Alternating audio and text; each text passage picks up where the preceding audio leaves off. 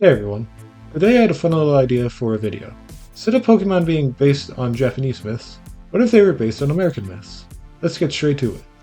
So starting out, I decided to do the Pokemon Misdreavus.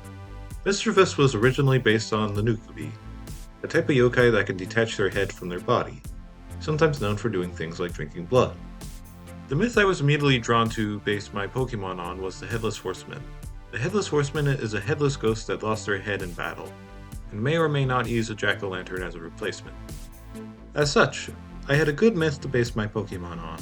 I also had a pretty good idea for what I wanted my Pokemon to be, since I was essentially taking the base idea of Misdreavus, a mischievous ghost with a mystical background, and applying it to a different myth.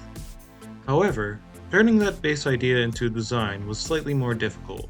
I think my main problem was trying to come up with a design I could mess around with, then trying to find the right balance between creepy and cuteness.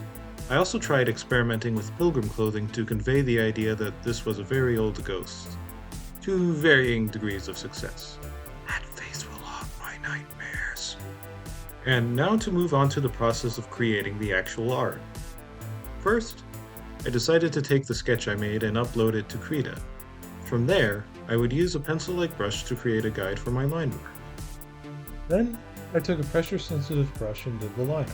This part is usually a pain for me, but I tried a new technique that made it more bearable. Instead of worrying about getting the lines perfect, I would use multiple layers for my line work, overshoot the line, then go back and erase the parts I didn't need. After that came the colors. I came up with two color schemes I could possibly use. I went with the first one because I felt the dark purple contrasts well against the bright orange pumpkin head. I'm not sure what's going on with the other design, but I feel like it could maybe be a shiny recolor?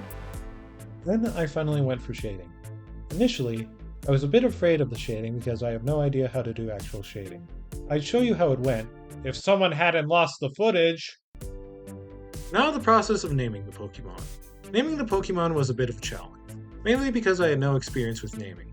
I know naming Pokemon is based on smacking together related words, but that doesn't mean what I come up with is necessarily good. But after a bit of deliberation, I chose the name Wischief, a combination of witch and mischief. I'm not too sure what lore would appear in the Pokédex, but the general idea is that it's a mischievous Pokemon with a tragic past. But I have a couple of ideas on what could be in the Pokédex. 1. This Pokemon is always looking for a head to replace the one it lost long ago. 2. One of this Pokemon's favorite tricks is to scare people by removing its head. Or 3. This Pokemon continues its devious magical pranks, even after losing its head in life. I'm thinking of going with the third entry, because though it's a little dark, I feel like it doesn't stand too out of place with the other darker entries.